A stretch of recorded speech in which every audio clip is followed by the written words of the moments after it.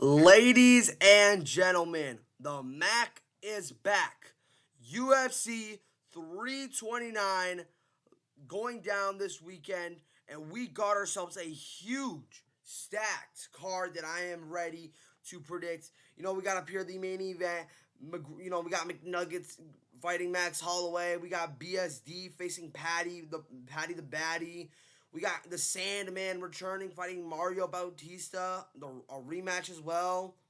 We got, Raw Dog Brandon Royval facing top prospect in the flyweight division, Lana Kavanagh.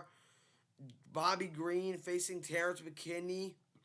We got Robert Whittaker making his light heavyweight debut against Nikita Krylov. We got Gable Steveson being signed to the UFC. It's going to be insane. Cody Garbrandt facing Andre Yanez.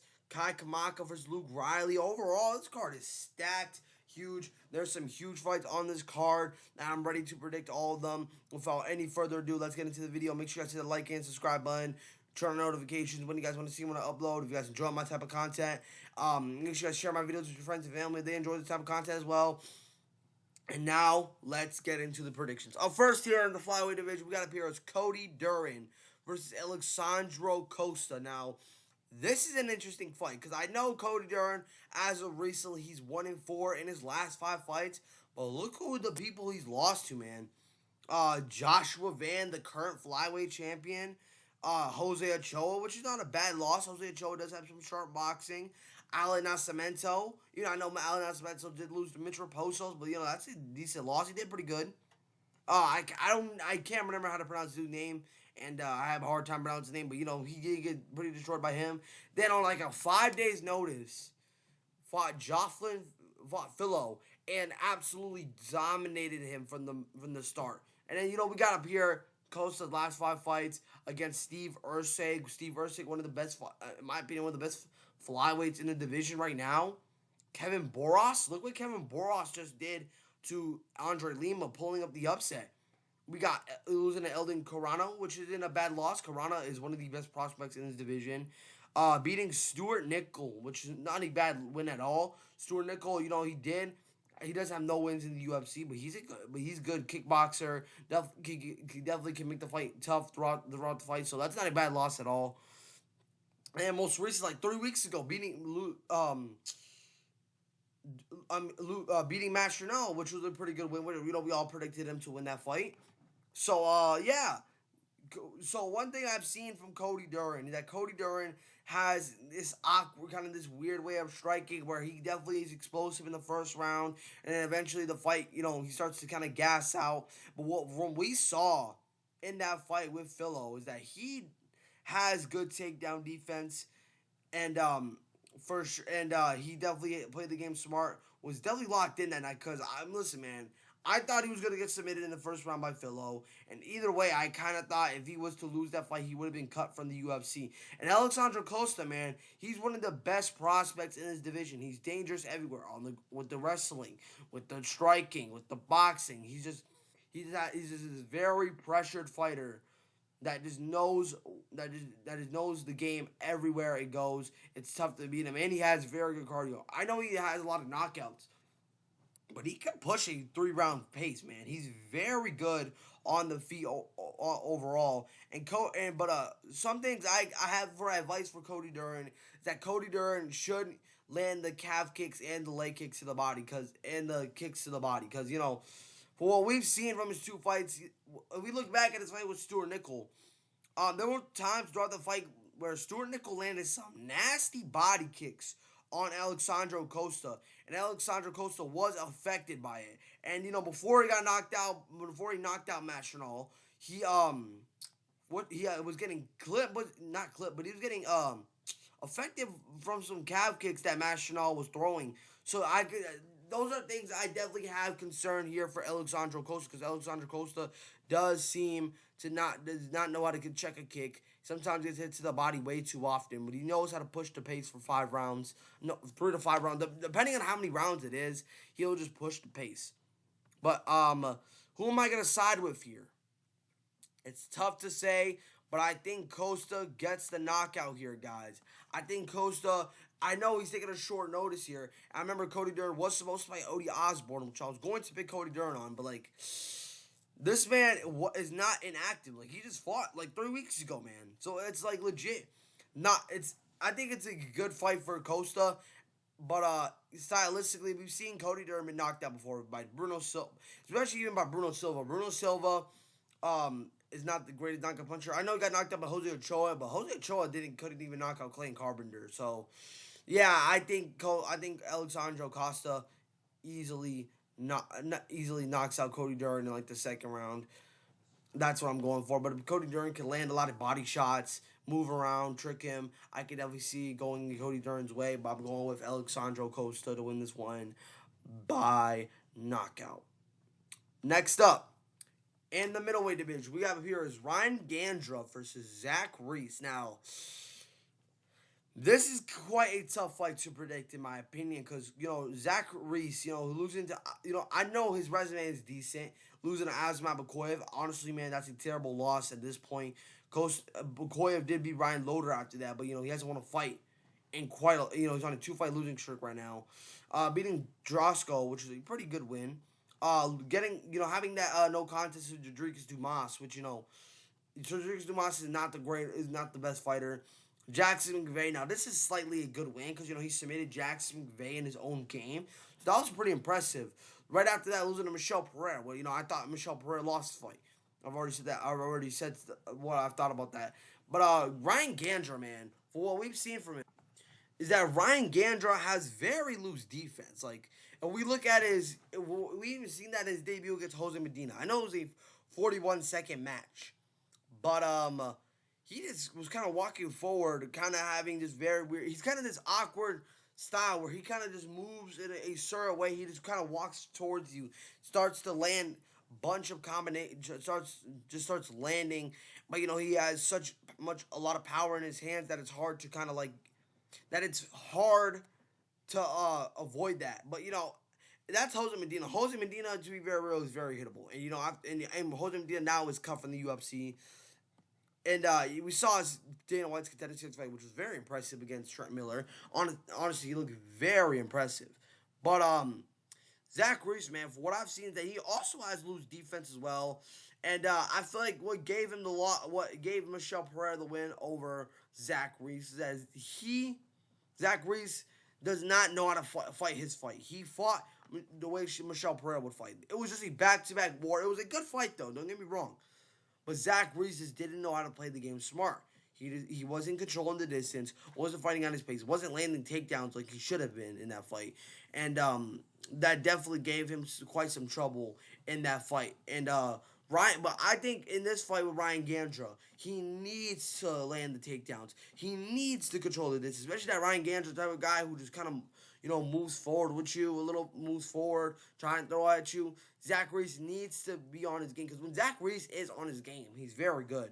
But then sometimes when he's off his game, he's not as good as what we tend to see him as. But another thing I can say that Zach Reese has trouble with is hitting people in the balls. Like that's what made that fight with him and Cedric Dumas no contest. There was a few times he landed a few nasty low blows in that fight with Michel Pereira that hurt Michel Pereira very bad. And I was honestly surprised that Michel Pereira continued. I feel like that's also gave Michel Pereira the win. So Zach Reese, if I was Zach Reese, I would land takedowns, move a lot, if I was Zach Reese, move his head, and land counter combinations that would definitely slow down Ryan Gandra. But if Zach Reese can't do that, then Zach Reese is going to get absolutely mauled through in this fight. But I'm going to favorite Ryan Gandra. I'm not saying the first round. I'm going the second or third round. I'm calling second round. I think that's when Ryan Gandra will catch up to him. But if Zach Reese can survive the heavy output, I would favor Zach Reese. But I don't see him doing that in this fight with Ryan Gandra. I think Ryan Gandra is going to have him struggle all night. And I got Ryan Gandra winning this fight by knockout. Next up, we stay in the middleweight division. Damian Pinas versus Cesar Almeida. Now, this is somewhat an interesting fight.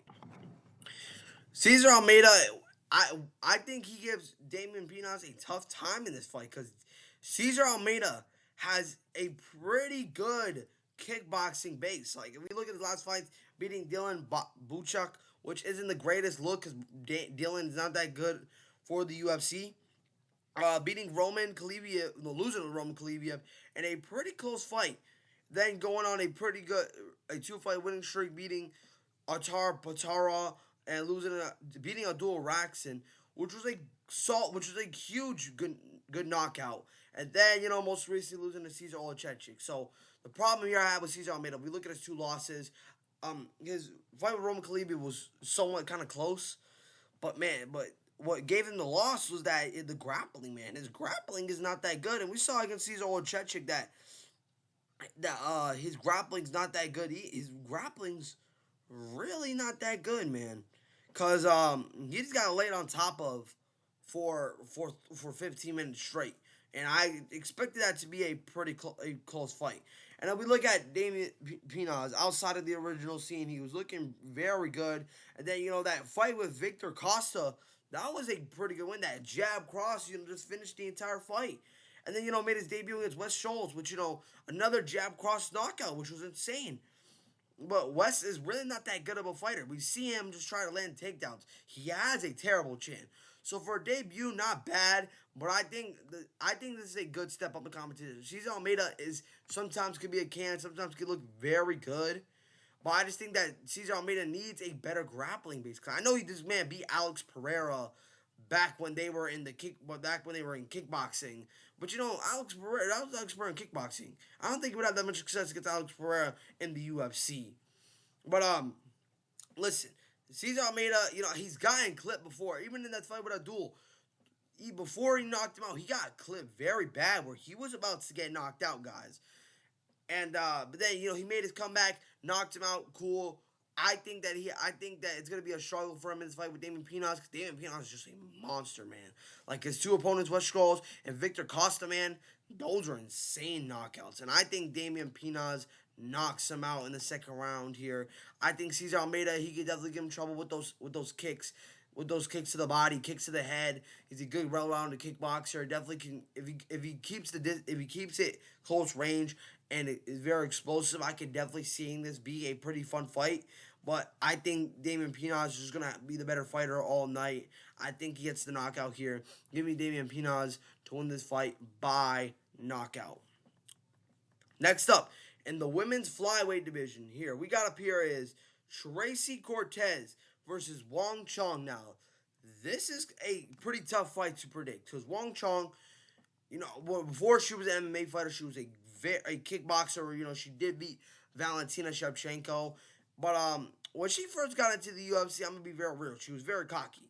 Because, going ahead, she went in and had to beat Victoria Leonardo in her debut. I think that was the debut, which was a pretty good loss. She got very cocky in this fight with Gabrielle Fernandez. Which, I'm going to be very real. I know Gabrielle Fernandez got, knocked out brutally by Casey O'Neill. But Gabrielle Fernandez is a good fighter on the ground stylistically. And that wasn't a bad loss, but definitely she got way too over cocky. And then, went on a pretty massive, a 3-fight winning streak, beating Bruno Brazil. Not bad. Andre Lipsky, which is a decent win. Going ahead and beating Eduardo Mara, which, I didn't think she had a chance of beating Eduardo Mara. Because when I looked at her fight with Gabrielle Fernandez, which was pretty good. But, if we do look back at that fight, she was kind of getting ragdolled in the beginning rounds. But at Eduardo Mara, she got pretty tired because Eduardo Mara's does kind of pressure on the feet. She's not used to consistent wrestling, even though she has a good wrestling base. So yeah, it was kind of a struggle for Eduardo Mara. But if we look at Tracy Cortez, his wins beating Melissa Gata, which was about 4 years ago, which is a decent win, I guess. Jasmine Januvius, the way we've seen Jasmine Januvius now, and the way she just did Kyron Silva, that's a good win. Losing a Thug Rose, which I got nothing wrong with that because she took that fight on 2 weeks' notice. Then beat Venan, which she's not UFC material, and then losing to Aaron Blanchfield, which is a bad loss. Her only 2 losses are to Thug Rose and Aaron Blanchfield. Listen, guys, I don't think Wang Chong would have that much success against Rose and Namajunas. Maybe Aaron Blanchfield, but I don't think she would do better as what Tracy Cortez did in that fight with Aaron Blanchfield. So, The one thing I say that I am concerned here in this fight is that Tracy Cortez isn't the greatest striker. Isn't the greatest striker. She has very good cardio, which makes her wrestling go into place and very good. And but one thing I could say that makes Tracy Cortez set up these takedowns that she kind of does move around. Even though she's not the most fantastic striker, she will land a few good shots on you, and then once she closes that distance, she does land the takedowns, and this is where Wang Chong needs to step in place and keep the distance. If I was Wang Chong, I would use that jab. I would use those leg kicks. I would use that front kick, and I would try my best. If Wang Chong needs to try her best to stop these takedowns, because I'm not. Tracy Cortez, she's not gonna try and strike with Wang Chong. I know she did have some, strike with Rose Namajunas, but yet again, Rose Namajunas is a fantastic fantastic takedown defense. Wang Chong, on the other hand, is very different. Wang Chong doesn't have the greatest takedown defense. She starts, defending the takedowns once fighters start to get tired, and Tracy Cortez doesn't seem to really get tired like that from what we've seen from Tracy Cortez. So Wang Chong needs to keep this fight at distance and try to keep it on the feet because Tracy Cortez is going to be shooting like Marab against Sean O'Malley, trying to get the takedown, trying to get her on the ground. And once that does happen, I could definitely see Tracy Cortez locking up a submission, maybe. But Wang Chong's going to gas out because Wang Chong was kind of getting gassed out when she fought at Watermara, but Watermara started having these predictable takedowns because she was so tired throughout the fight. So Wang Chong, in my opinion, needs to be on, and don't underestimate Tracy Cortez just because Tracy Cortez doesn't have a good striking base. Like I said, once the fight hits the ground, Tracy Cortez would mull through Wang Chong in the fight if Wang Chong cannot defend the takedowns or get back up. But now, who am I gonna go here for the win? Listen, man, I know Wang Chong's the favorite for this fight, which I'm not mad at that really. But I'm going with the underdog, Tracy Cortez. I think Tracy Cortez's grappling will be a little bit too much for Wang Chong in this fight. I think Tracy Cortez does have good fight IQ and does know how to set up her takedowns very well. I do not think maybe Wang Chong could defend it in like the first round, but I do not see Wang Chong defending the takedowns throughout the fight. I think it's going to be a very big struggle for Wang Chong in this fight. But if Wang Chong can keep the distance, like I said, use that jab, kicks, the front kick to the body, leg kicks to slow down the takedowns. Try and tire her out, try and move around and tire out Tracy Cortez.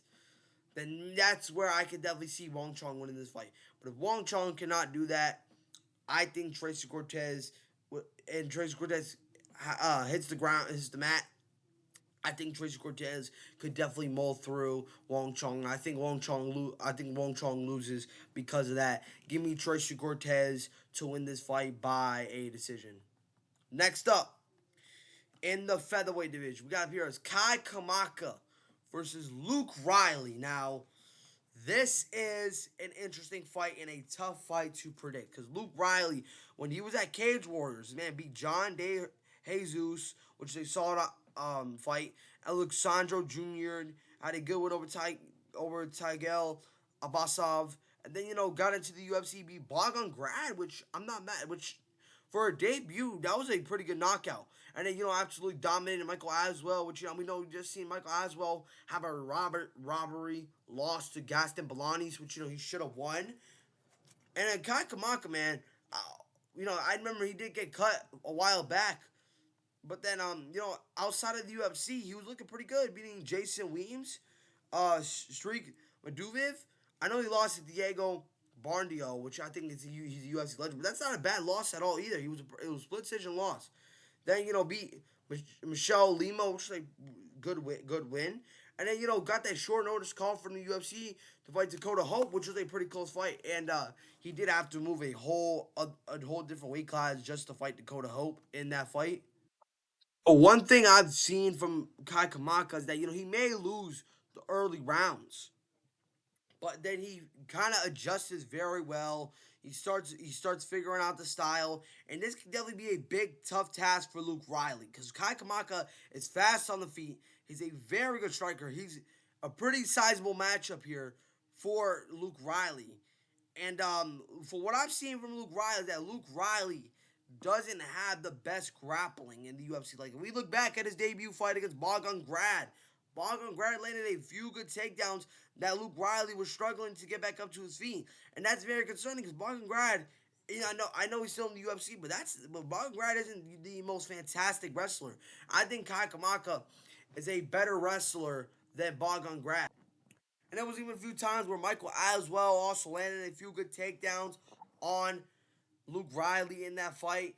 And Kai Kamaka, he has some good calf kicks as well, where I could definitely, because Luke Riley is an explosive puncher. And I could definitely see if Kai Kamaka can land those leg kicks on Luke Riley, he can definitely slow down the striking output of Luke Riley coming into this fight.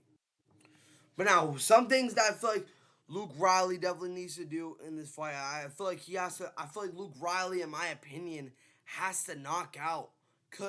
I think one thing that he could have to do is try and hurt Kai Kamaka very bad. If he hurts Kai Kamaka early, it's wraps up. I'm not saying what I mean by hurt him early. Because if you hurt Kai Kamaka early, that could definitely affect him throughout the entire fight.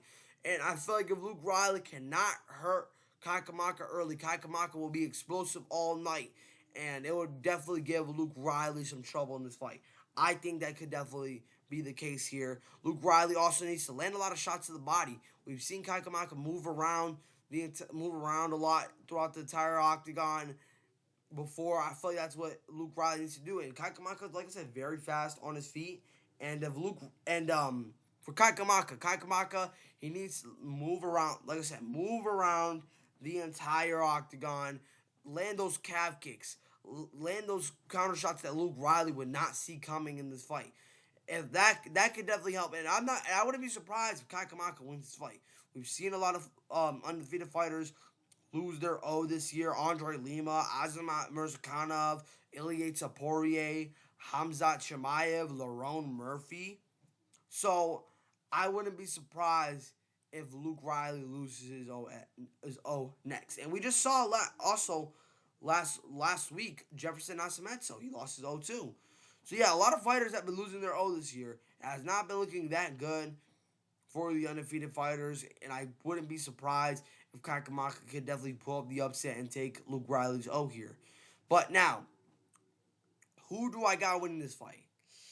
It's tough on who I'm going to pick, man, but I'm going to favorite Luke Riley on this one, man. I think Luke Riley is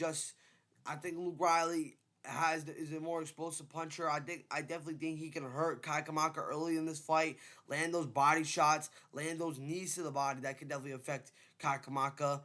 And we saw that in his fight with Dakota Hope. Dakota Hope was affecting him early, but definitely he didn't hurt him enough for him to win the entire fight. Because Kai Kamaka, he ended up coming back and winning the fight. Where there was an argument where Dakota Hope could have won, but I think Dakota Hope was kind of gassed out by that third round. And I think Luke Riley wins this fight by a pretty close split decision, 29-28. I think like a two rounds to one in this fight. Give me Luke Riley to win this one by decision. Next up, in the bantamweight division, we got up here Cody Garbrandt versus Adrian Yanez. Now, this is a very good fight, man. A very good fight between two very good fighters. We look at Adrian Yanez's last 5 fights. Yeah, it didn't really look amazing. Losing to Rob Font, losing to Jonathan Martinez, beating Vinicius Salvador, losing to Daniel Marcos, which was a good loss. Having a draw with Ricky Simone, which was probably the best performance of his career. Because, listen, man, they robbed Adrian Yanez. That fight should have not been a draw. And then Cody Garbrandt, man, look at his last 5 fights, beating Trevin Jones, which I feel like Adrian Yanez would knock out Trevin Jones.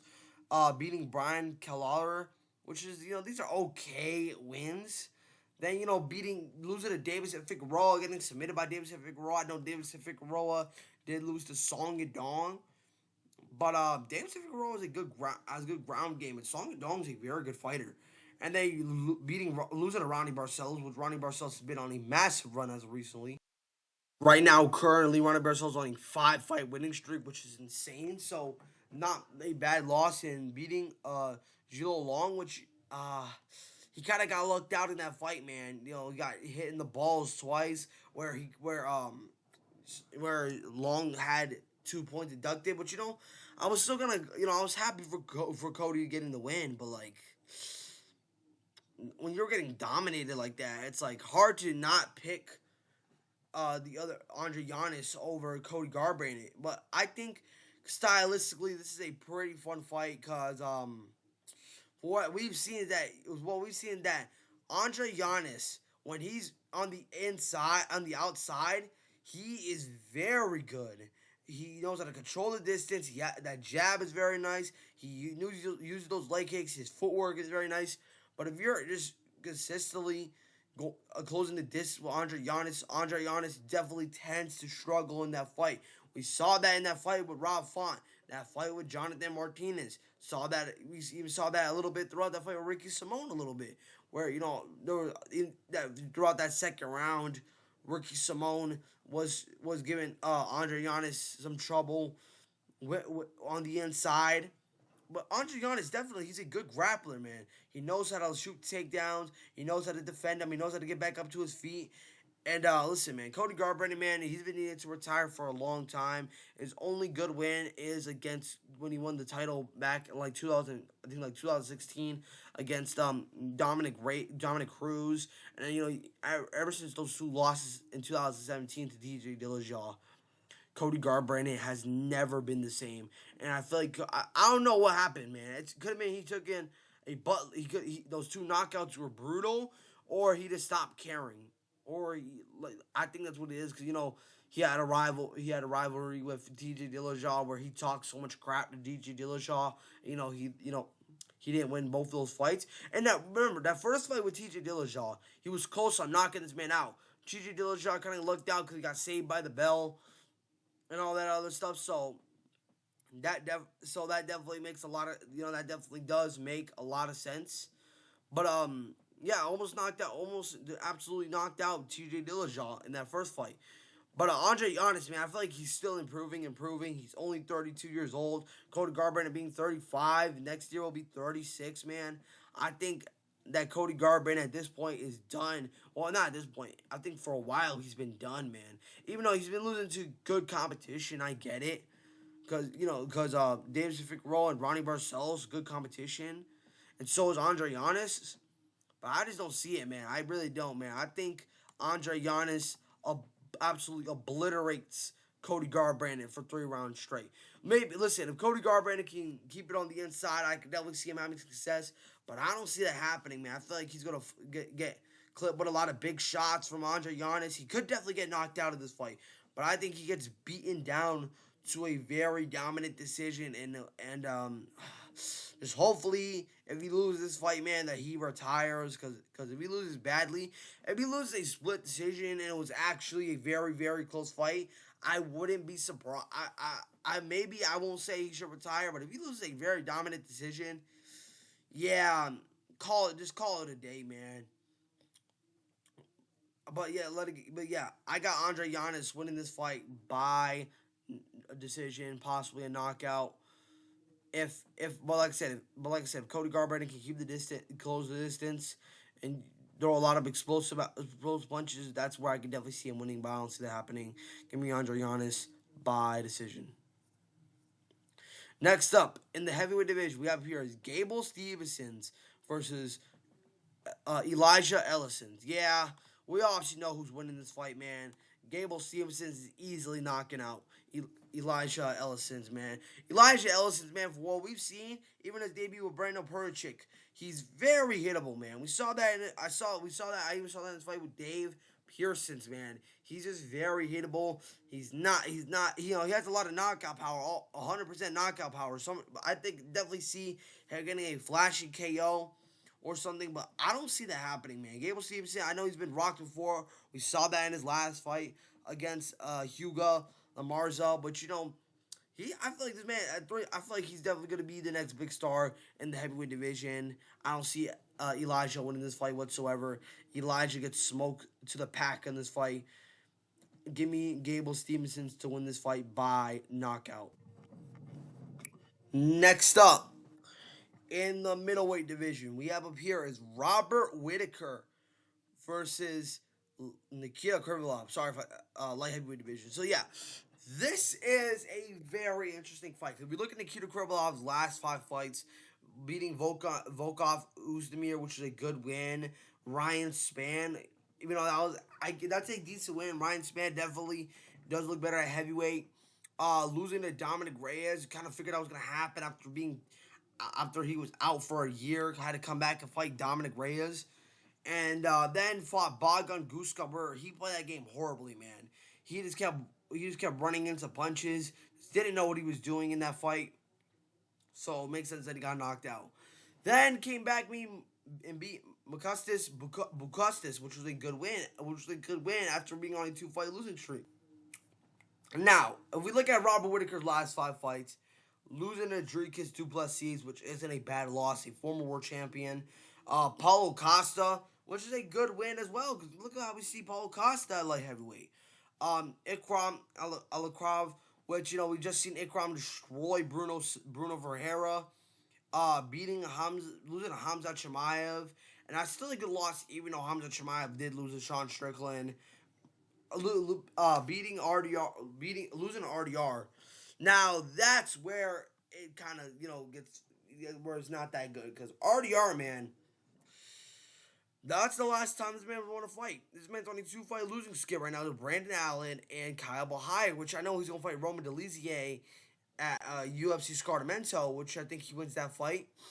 That's just not that. That's just it's a decent loss.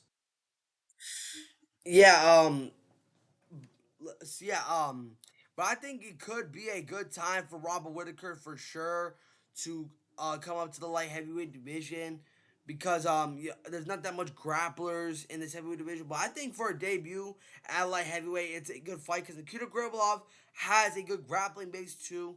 So if Robert Whittaker does want to hit this fight to the mat, I could definitely see him. I could definitely see Nikita Krylov giving Robert Whittaker some trouble.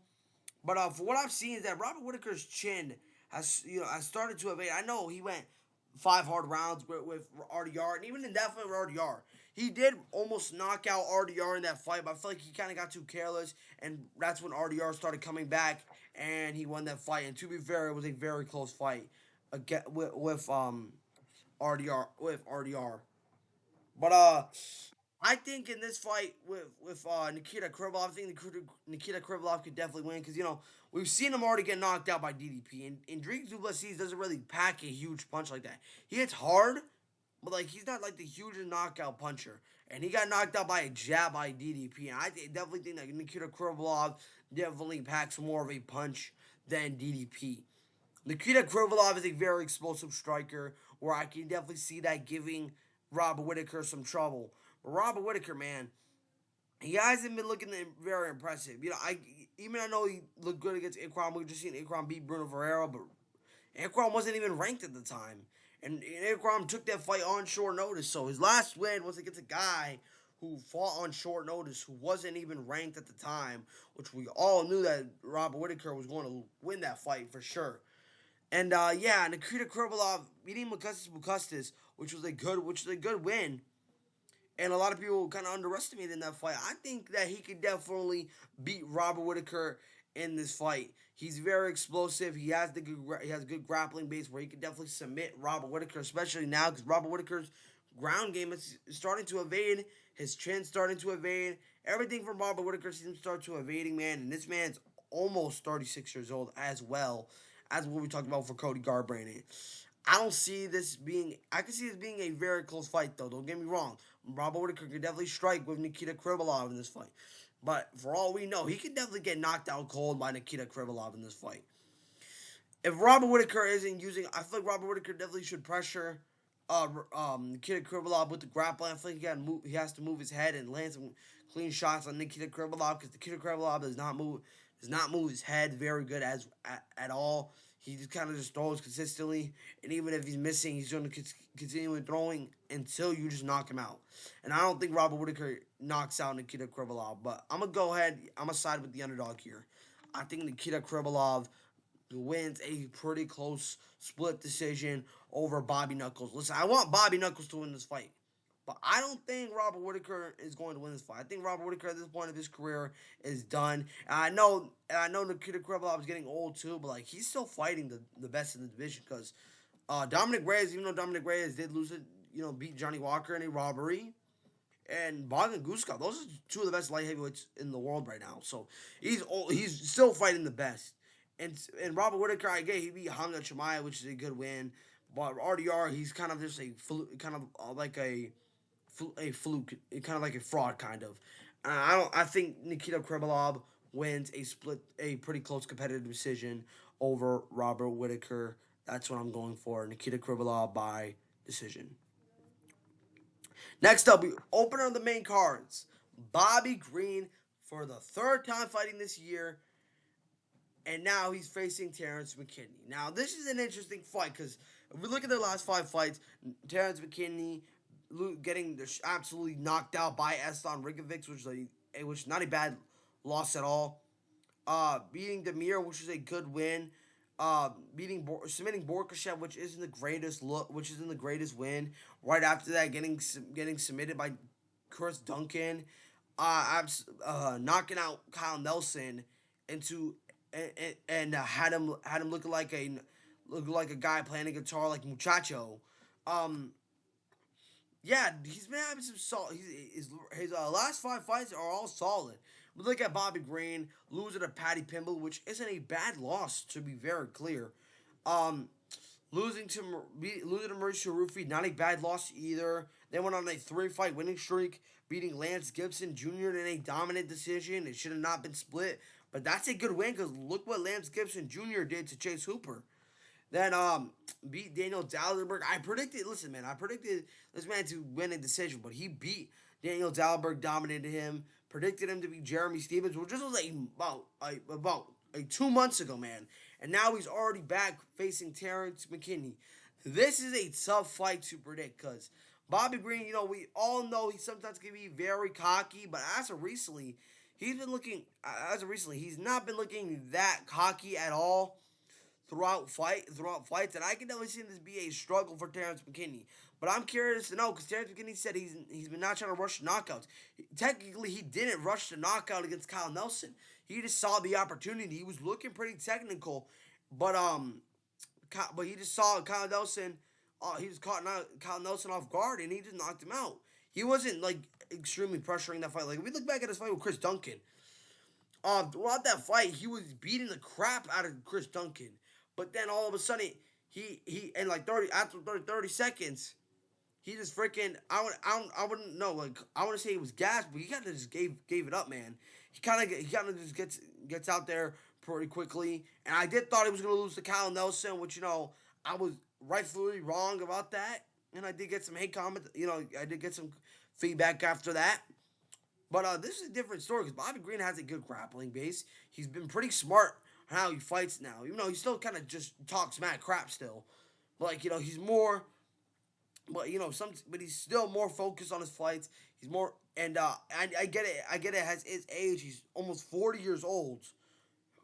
But listen, he's beating the crap out of youngins. Well, Jeremy Stephens isn't a young, but like his last 2 opponents, he beat the crap out of 2 youngins, and I think he could definitely do that again against Terrance McKinney if he's on his game. And he's tricking Terrance McKinney, shooting takedowns. It could definitely be a struggle. But the thing is, I have a problem here is that he's gonna have to close. He fights sometimes he fights people shorter than him. Terrance McKinney, he's pretty tall. He's a taller fighter in this fight. So if he does try and close the distance, I could definitely see that being a very big struggle for Bobby Green in this fight. But if he can just keep consistently moving and have Terrance McKinney miss all of his punches, he would definitely mold through Terrance McKinney. But I have a tough time with that because we, like I said, even in that fight with Mauricio Rufy, he made that mistake. He thought he could just move. He thought he can just freaking dodge that spinning heel kick. Then he got knocked out.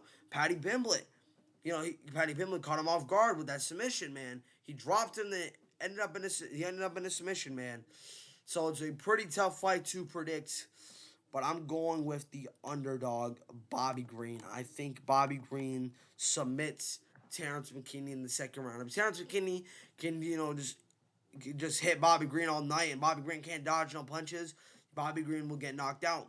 But if he can't do that, man, I think Bobby Green wins a pretty dominant. Could either win a pretty dominant decision or submit him. He has been using his ground game a lot as of recently, and I think he submits Terrance McKinney in this fight. Next up, in the flyweight division, Brandon Royval versus Lawner Kavanagh. This is a way tougher fight to predict than what some of you guys think. I know a lot of you guys are going to go with Lawner Kavanagh, which there's nothing wrong with that. I get it, Brandon Royval's on a 2-fight losing streak right now, but you can't underestimate Brandon Royval in this fight, man. Because if you look at Lawner Kavanagh's last 5 fights, beating Antoine Ho, my bad if I said that incorrectly. Won his debut against Jose Ochoa, which that's a good win, man. Jose Ochoa is a good striker, man. And then beat Felipe Dos Santos, solid. Got his fight with Charles Johnson where he got obliterated, man, and that's not a good look at all. And you guys are wondering how is that? That's a bad look, man, because Charles Johnson got outstriked by Alex Perez, and we just saw Alex Perez get outstriked by Suma Darje before he got absolutely obliterated. Before it was a no contest. We've seen Charles Johnson get outstriken by Bruno Silva, even though he technically won. We saw Bruno Silva get outstriken by Edgar Sarches, who's not that good of a striker at all. And we just seen him get outstriked. And we also seen him get outstriked a little bit by Brandon Moreno, who's past his prime. This man's gotten out, and even against Felipe Dos Santos, this man got outstriken by Felipe Dos Santos throughout that fight. So for you guys to call him a top prospect, he's, in my opinion, he's not a top prospect.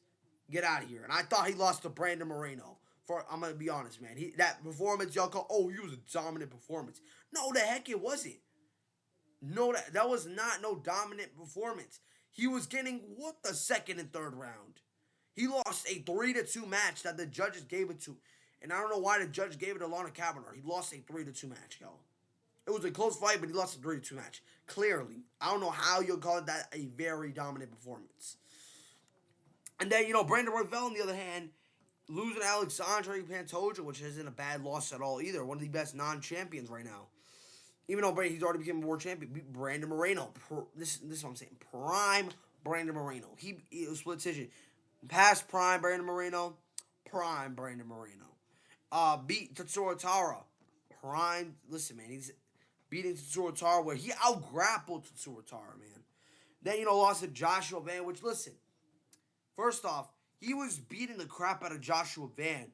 But what happened was he got too cocky and started turning that to an actual boxing match. If that was not to happen, he would have beat Joshua Van, man. And most recently, they got knocked out by Manel Cobb, which early stoppage, man. That was a very early stoppage. But hey, listen, y'all. I'm not going to deny it. I'm one of the biggest haters of Lawner Kavanagh. I do not like Lawner Kavanagh whatsoever, man. I thought he's a good fighter. He's just not my cup of tea, man. To call him a top prospect is kind of crazy to me. So yeah, and I think if Brandon Royval can definitely outstrike if he has at least very technical, landing the takedowns, moving, landing those calf kicks, using explosive punches, but not too explosive where you can get caught off guard. I could definitely see this man beating Lawner Kavanagh in this fight. And he's a better grappler. Lawner Kavanagh was getting out grappled in that fight with Brandon Moreno, even though Brandon Moreno is a good grappler. So is Brandon Royval. And Brandon Royval beat Tatsuro Tara, while on the other hand, Brandon Moreno couldn't. Listen, man, I'm going with the American and the underdog in this fight. I think Brandon Royval knocks out Lawner Kavanagh in the second round. Just hopefully he does. Hopefully, man. Because, listen, listen, I didn't become a hater of Lawner Kavanagh when he won that robbery win over Brandon Moreno. That's when I did not start liking Kavanagh. I was actually a fan of Lawner Kavanagh at first. But, yeah, after seeing that fight, and there's knowing how Charles Johnson's how that win over Charles Johnson wasn't really as how that really isn't what you would call how that Charles Johnson loss hasn't really aged well. Yeah, man. I think Brandon Royval, if Charles Johnson can knock out Brandon Charles Lana Kavanagh, he's fast on the feet. Brandon Royval can circ hand too. He's fast on the feet too. I think Brandon Royval knocks out Lana Kavanagh. Give me Brandon Royval to win this fight by knockout. Next fight. Interesting fight here, man. Corey Sandhagen, aka the Sandman, versus Mario Bautista, aka the Submission Man. This is a good fight. Honestly, this is a very good fight. If you look at the last 5 fights, Mario Bautista beating Ricky Simone, beating having a robbery win over Jose Aldo, which was a pretty close fight. Beating the crap out of Patchy Mix, giving Umar Nurmagomedov a tough time throughout that fight, where he did almost knock him out, guys, and I thought he was going to too. I thought Umar was going to win, but when I looked at the fight, that flying knee, man, I thought it was over for Umar at first, and then beating Vinicius Oliveira, where I predicted him to win this fight. Corey Sandhagen, but listen, he's had some solid opposition, and that Vinicius Oliveira win was very impressive, man. I expected that to be a very fun fight until somebody got knocked out or submitted. Now, for Corey Sandhagen, he beat Chito Vera, which is a pretty close fight, beating Rob Font, losing to Umar Nurmagomedov, which, it sucks, man, because he was this close to fighting Sean O'Malley. But, since Chito had history with Sean O'Malley, they ended up having to fight. And, he lost the fight, and then they beat Davis Figueroa. They lost to Marab, which isn't a bad loss because Marab. I know he lost to Peter Yan, but that's Marab, man. Marab. I feel like Corey Sandhagen wasn't that type of style to beat Marab at all. So there's nothing to shame on of Corey Sandhagen for that loss. But listen, man, both fighters they fought years ago. But yet again, Mario Bautista took that fight on a very short notice. And listen, I don't think that I feel like Mario Bautista could win this fight, man, because he definitely has improved a lot. I know he lost to Trevin Jones a few fight years after that, but he's been on an impressive run, man. He was on before he fought Umar Nurmagomedov, he was on a very good streak, man. And I know he had more of a competitive fight here with Corey Sandhagen. But that doesn't necessarily mean that Mario Bautista will beat Corey Sandhagen just because he had more of a competitive fight with Umar than what Corey Sandhagen had. It's the styles, man. I feel like you find out with a good who's a better striker is good for Umar Nurmagomedov to lose. But if someone who has solid boxing, good kicks, decent wrestling, I don't think that's a good style to beat Umar Nurmagomedov. To be very clear, it's just the styles make fights, y'all. It's the different type of styles. Corey Sandhagen has a different type of style to be. That's why I just don't like what people say about Mario Bautista having more competitive. It's just styles, man. It just makes no sense. It's just different styles, guys. You guys got to realize that. But like I said, but now back to the fight. For ways for Corey to win this fight is to definitely land knees to the body, flying knees when Mario Bautista is coming in close. If his guard is low, keep the distance. And when he gets close, try and out grapple him. I think Corey Sandhagen, Mario Bautista's grappling is very even on the ground. I think it could be very even. I think on the feet, Mario Bautista will have the better success. I think he has the better boxing than Corey Sandhagen. I think he's the better accurate striker than Corey Sandhagen. I think he's the better skilled fighter and the smarter fighter than Corey Sandhagen on the feet. So it's definitely a pretty close fight. But I'm going to side here with the Sandman, guys. Hopefully the Sandman wins because I wanted to see this man destroy Sean O'Malley. Because, yes, I don't think Sean O'Malley deserves the immediate title shot. But I think the winner of this fight should fight Sean O'Malley. I think whoever wins this fight either or beats Sean O'Malley in that fight. Give me Corey Sandhagen, though, to win this fight by a decision. Next up, in the lightweight division, BSD versus Patty the Batty, a.k.a. Patty the Flappy, a.k.a. Patty the Scrappy, whatever you want to call it. This is a pretty good fight. And this is a 50-50 fight for me on paper. On paper, it's a 50-50 fight. And for me, I think it's going to be a pretty close fight. Paddy Pimblett, his last 5 fights, having a robbery win over Jared Gordon, beating past prime El Kukui, beating Bobby Green, which is a good win, having his biggest win of his career over Michael Chandler, and, beating Justin Gaethje, losing to Justin Gaethje. Now, listen, I'm going to be very real with you guys. I'm going to say this right now. Paddy Pimblett got the easiest road to the title shot. And listen, man, because look at his, had a robbery win over Jared Gordon, had a fight with Tony Ferguson where he had a tough time. You're telling me you have a tough time with a guy who was on like a what? The man was on a 5-fight losing, was on like a 6-fight losing streak at the time. And you're telling me you have a problem with him on the ground? Kind of concerning. And then, gets a fight with Bobby Green where he submits him. And listen, he was getting out grappled by Michael Chandler. We just saw Michael Chandler couldn't even land that one takedown on Mauricio Ruffy. So that's very concerning. And then, had a very close fight with Justin Gaethje, which was a fun fight. And then look at that Paddy Pimble and BSD. Losing on a not so one Conor, which I feel like that win's pretty good. But then, came back and beat Kyle Perlock, beat Mauricio Ruffy, beat Benil Dariush in 16 seconds, beat Dan Hooker. Now, listen, I think on the ground, BSD is a little bit better because Paddy Pimblett, man, getting out grappled by past prime El Kukui. I would have got it if it was, prime El Kukui. But you're having trouble with old Unk El Kukui. And, who got submitted previously before that by Bobby Green. It's very concerning, man.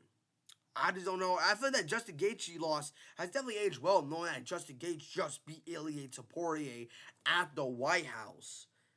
So, that's not bad at all.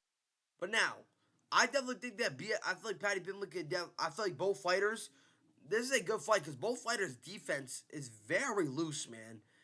Both fighters have very weird loose defense. We've seen BSD get clipped before. Paddy Pimblett has been clipped before as well. The concerning thing I have here is not the fight for BSD. The concerning part I have here for BSD is that if you guys don't know, he has a staph infection. Like he legit has another staph infection. And the last time we've seen a fighter with a staph infection, we've seen BSD with a staph infection when he fought Dustin Poirier, he got knocked out. But yet again, we did see Justin Gaethje have a staph infection against Paddy Pimblett, and he beat Paddy Pimblett. But yet again, Paddy Pimblett was striking with him.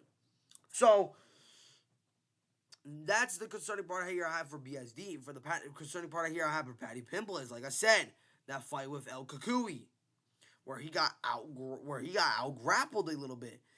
That honestly it was very concerning for me.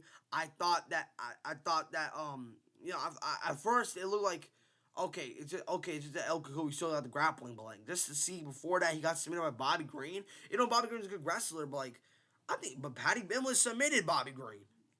So wouldn't you think that he would have destroyed Tony Ferguson? Yeah, it's not the case, but I thought that it was very, like I said, very concerning for me. And, he was getting out grappled by Michael Chandler, like I said. Michael Chandler hasn't won a fight ever since he beat Tony Ferguson as well, man.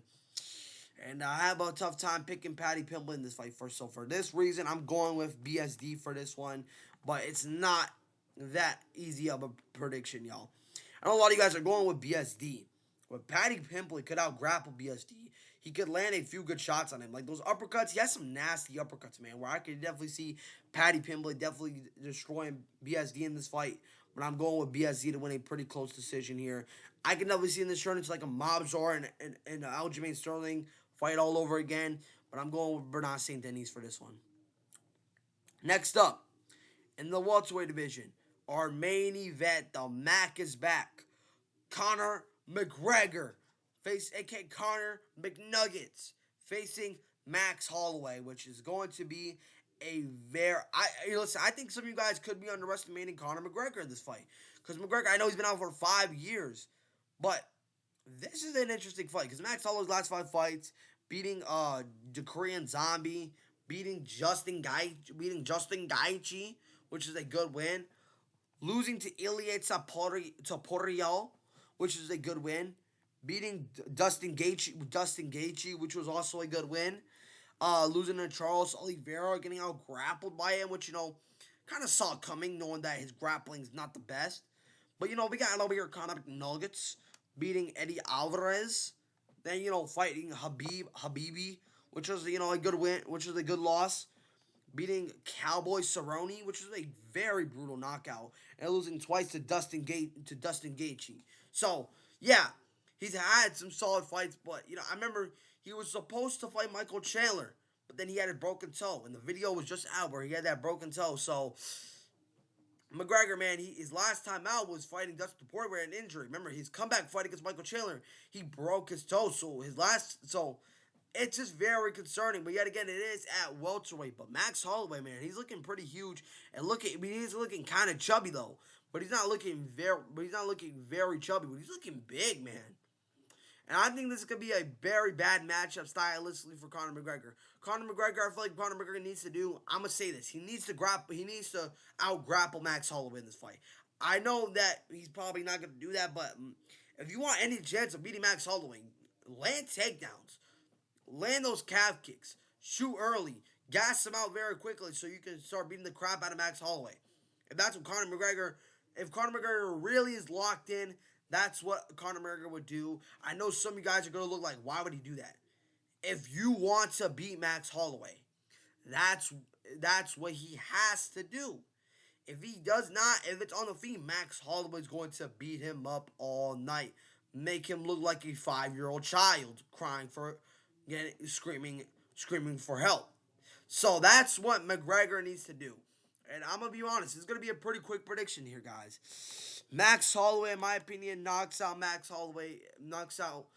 Conor McNuggets in the first or second round, maybe possibly third. I think McGregor could definitely have a fun fight with Max Holloway, but I think that you're being listen, if McGregor was training for a long time. This is the thing. Randy Couture, for an example. Randy Couture came back and won the world title because Randy Couture was healthy. He trained himself. He wasn't treating his body. He was treating his body like a temple. But McGregor, he lives that lifestyle where he parties, he drinks. That you come back after 5 years to fight back in the UFC. That's bad, man. I don't think that McGregor wins against Max Holloway. I think Max Holloway sweeps out Conor McGregor eventually. But I'm going with Max Holloway on this one. But that will be the end of the video, y'all. Make sure to like and subscribe button. Turn on notifications when you guys want to see when I upload. And let me know who you guys think is going to win this fight by knockout, submission, or decision. Let me know what you guys think. I'll see you on the next one. I'm out. Peace.